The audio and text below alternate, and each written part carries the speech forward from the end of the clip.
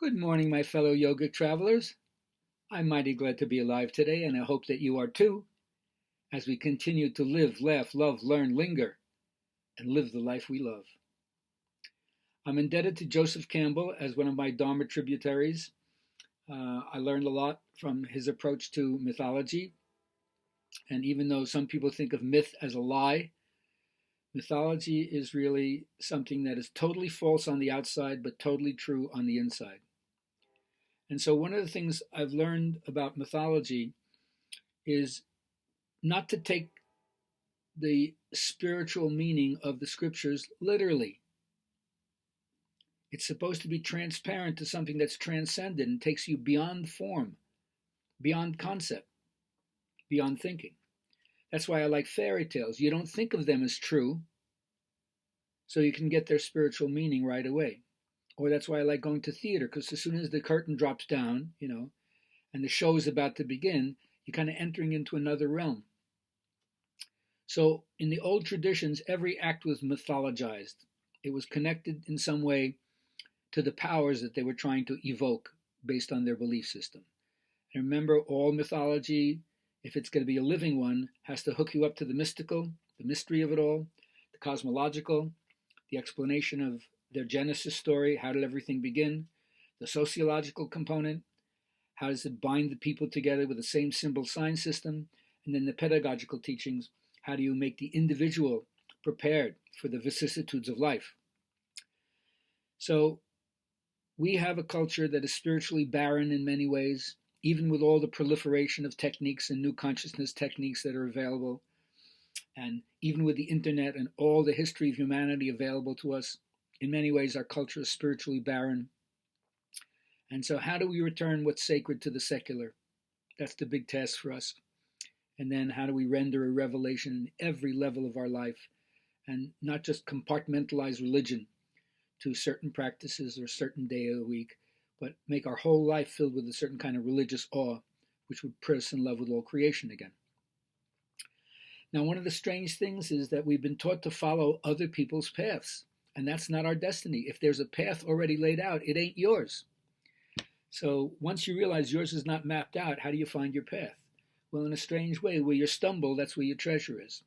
That your wound is a womb through which you give birth to something. So that's the challenge, to step into something greater. The real creative act is do something different. Be innovative. There are deeper powers inside yourself, and your response is how your spiritual life is going to be. It's a new amplification of your own life, a new beginning, being born again, as they say. So if you have a new relationship or a new understanding to life, you are now an artist. You are creating the form as you go. Now, I know there's the fear of the new, the fear of being rejected, the fear of being criticized, the fear of being made fun of, the fear of sticking your neck out and so forth.